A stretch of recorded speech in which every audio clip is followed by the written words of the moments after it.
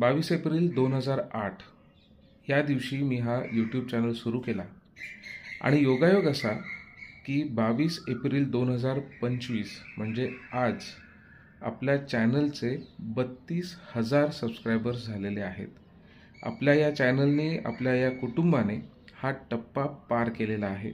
याच्यामध्ये तुम्हा सगळ्यांचं योगदान सगळ्यात जास्त आहे. मी निमित्त मात्र आहे.